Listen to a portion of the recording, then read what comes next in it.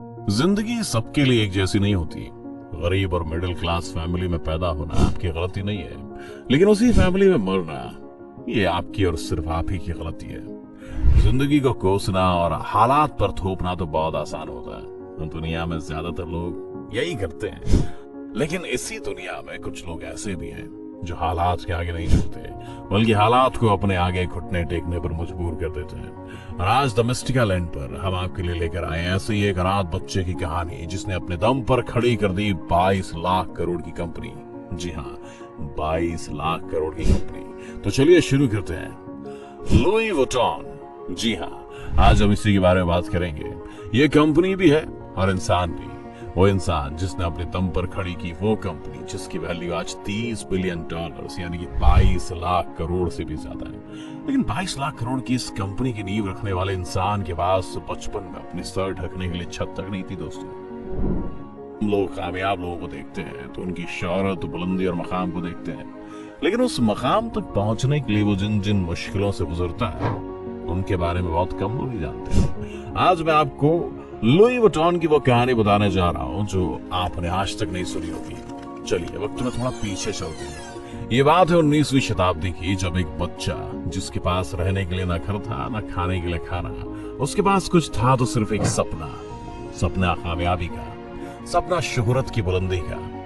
अब जिंदा रहने के लिए खाना चाहिए और खाने के लिए पैसे, और पैसे कमाने के लिए लुई कारीगरों और आर्टिस्टों के साथ काम किया करता था। उसमें से पैसे तो सिर्फ इतने ही मिलते थे कि बस 2 वक्त की रोटी का इंतजाम हो सके, लेकिन हुनर उसे वहां वो मिला जिसकी बदौलत उसने आज ये $1 बिलियन की एक कंपनी खड़ी की। बचपन। लुई वुइटन का जन्म 4 अगस्त 1821 को फ्रांस के आंचाई के गरीब परिवार में हुआ। उनके पिता किसानी करते थे और मां हैट यानी टोपियां बनाती थी। ये वो वक्त था जब फ्रांस नेपोलियन की जंगों की वजह से नुकसान से उभर रहा था। लड़ाइयों की वजह से सभी किसानों की हालत खराब हो चुकी थी और वुइटन परिवार भी उन्हीं में से एक था। इसलिए लुई को बचपन से अपने पिता के साथ मजदूरी करनी पड़ती थी। वो सुबह से शाम तक खेत पर काम करता था, जानवर चराता था और लकड़ियां इकट्ठा करता था। ये सब चीजें कोई खास परेशानी की नहीं थी, क्योंकि असली मुसीबत तो अभी आनी बाकी थी। जब लुई 10 साल के हुए तो उनकी मां गुजर गई और उनके पिता ने भी दूसरी शादी कर ली। अब ऐसे आप उनकी बदकिस्मती कहो या खुशकिस्मती, पर उनकी सौतेली मां ऐसी थी जैसे आप पिक्चरों में विलन देखते हैं। वो लुई को ना तो सही से खाना देती थी और ना ही चैन से रहने देती थी। उन्होंने लुई की जिंदगी को नर्क बना दिया था।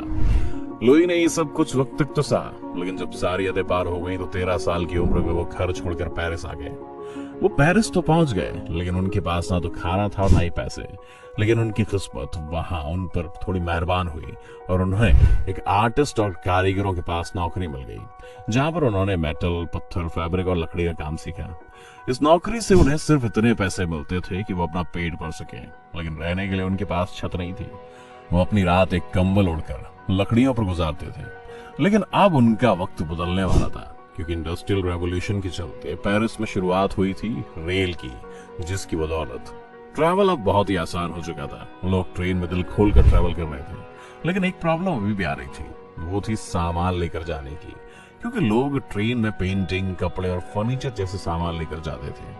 लोगों की प्रॉब्लम कारीगरों के लिए एक बड़ा मौका थी, और बड़े बड़े बॉक्स जैसे बैग बनाकर उन्होंने इसे बनाना भी शुरू कर दिया। लुई को अपने लिए भी एक बड़ा मौका दिखाई दिया।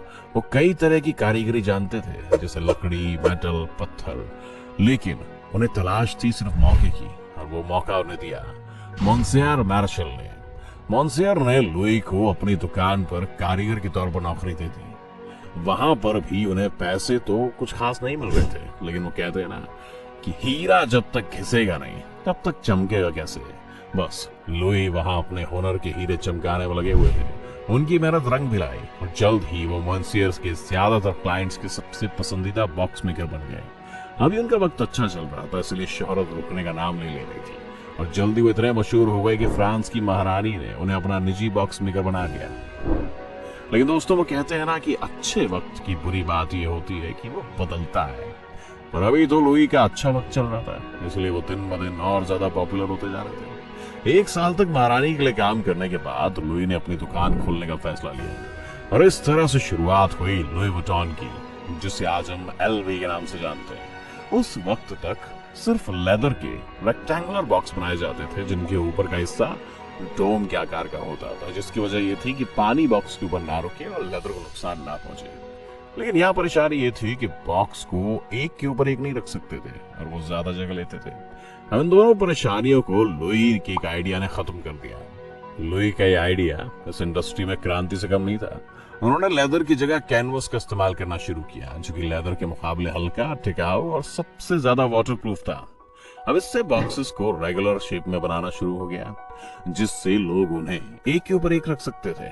इसके अलावा वो दिखने में भी शानदार और मॉडर्न लगते थे। लुई के इस एक आइडिया ने उनकी जिंदगी बदल दी और महज 2 साल के अंदर अंदर लोगों के बीच लुई वुइटन के बैग आम हो चुके थे। अब लुई ने बॉक्स के आगे बढ़कर हैंडबैग बनाने का सोचा। उस वक्त के लोगों के लिए हैंडबैग किसी सरदर्द से कम नहीं थे। लोग उन्हें सिर्फ मजबूरी में इस्तेमाल करते थे, लेकिन लुई को खुद में यकीन था कि वो कुछ शानदार कर सकते हैं। उनके बैग लेदर की जगह कैनवस के होते थे और उन्होंने इसी का फायदा उठाया। कैनवस पर नए और एलिगेंट डिजाइन बनाने शुरू कर दिए। उनके इस आइडिया ने हैंडबैग को लेकर लोगों की सोच पूरी तरह से बदल दी। अब लेडीज ने हैंडबैग को अपने कपड़ों के साथ मैच करना शुरू कर दिया। सब कुछ सही चल रहा था, लेकिन लुइस को अब भी कुछ नया करना बाकी था और उन्हें कुछ समझ नहीं आ रहा था। ऐसे में उन्होंने अपने बेटे जॉर्ज की मदद मांगी। पिता की तरह से बेटे का आइडिया भी किसी चमत्कार से कम नहीं था। जॉर्ज ने बॉक्स पर लॉक लगाने का आइडिया अपने पिता को दिया। अभी आप सोच रहे होंगे कि यार लॉक लगाने का आइडिया चमत्कारी कैसे हो सकता है, पर यकीन मानो दोस्तों, उससे पहले बॉक्स पर लॉक नहीं होता था। जॉर्ज ने लॉक के साथ बैग पर पैटर्न बना दिया, जिससे बैग एक खजाने की तरह लगने लगा। साथ ही इससे चोरी से सामान की हिफाजत होने लगी थी। और लुई वुइटन के बैग्स ने एक बार फिर से आसमानों की ऊंचाइयों को छूना शुरू कर दिया। लेकिन दोस्तों, हमने आपको बताया था ना कि हमेशा वक्त अच्छा नहीं रहता है, और अब लुई का वक्त बदल रहा था। फ्रैंको प्रूसियन वॉर की वजह से लुई का काम बंद हो गया। न सिर्फ बंद हो गया, बल्कि उन्हें घर को छोड़कर वापस शहर जाना पड़ा। लुई एक बार फिर से बेघर हो गए, लेकिन इस बार वो अकेले नहीं थे। इस बार उनके साथ उनका परिवार भी था। बाकी के रेफ्यूजीज के साथ वो एक बेहद तंग जगह पर रहने लगे थे, जहाँ पर उन्हें खाना भी सही से नहीं मिल रहा था। जब लड़ाई खत्म हुई तो पूरे परिवार के साथ वापस अपने घर आ गए, लेकिन उनका सारा सामान चोरी हो चुका था और वर्कशॉप बर्बाद हो गई थी। लुई ने अपनी सेविंग से अपनी वर्कशॉप को सही किया और दुकान के लिए नई जगह ढूंढनी शुरू कर दी। वॉर की वजह से प्रॉपर्टी के रेट काफी नीचे आ गए, जिससे लुई को शहर के अंदर दुकान काफी सस्ते रेटों में मिल गई और दुकान खुलने के 6 महीने के अंदर ही लुई का सारा काम वापस पटरी पर आ गया।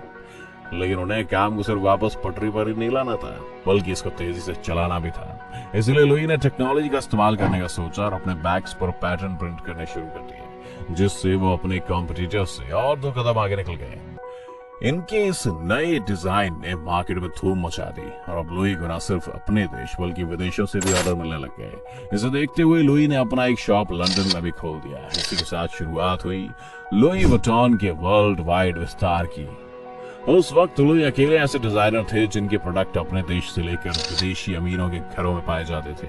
इसलिए लुई का सामान खरीदना आसान बनाने के लिए अपनी कंपनी का कैटलॉग जारी करने का सोचा। लेकिन उसी साल उनकी मौत हो गई। मौत की वक्त उनकी उम्र 72 साल थी और आज तक उनकी मौत की वजह किसी को नहीं पता। पिता के गुजरने के बाद जॉर्ज ने कंपनी संभाली और उन्होंने अपने पिता की याद में एलवी का वो मोनोग्राम जारी किया, जिसे हम आज सभी देखते हैं। लुई वुइटन तो मर गए, लेकिन उनकी बनाई कंपनी आज लग्जरी फैशन की फेहरिस्त में पहले नंबर पर आती है, जिसकी मार्केट वैल्यू 22 लाख करोड़ रुपए से भी ज्यादा है। दोस्तों, ये तो कहानी थी लुई वुइटन ने कंपनी कैसे खड़ी की इसकी। लेकिन अगर आपको आगे भी कहानी जाननी है तो हमें कमेंट करके बताइए और इस वीडियो को ढेर सारा प्यार दीजिए। अगर आज ये वीडियो आपको पसंद आई हो तो इसे लाइक करने के साथ साथ अपने दोस्तों और रिश्तेदारों के साथ शेयर जरूर करें।